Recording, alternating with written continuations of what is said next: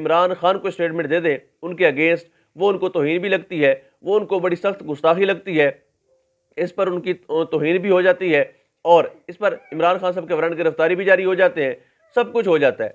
मगर अली मूसा गिलानी और उनके जो बेटे यूसुफ गिलानी साहब के, उनको देखा गया कि वो वाज़ेह तौर पर लोगों को बाकायदा टीचिंग कर रहे हैं, बता रहे हैं कि इस तरह से वोट ज़ाया करते हैं इलेक्शंस में।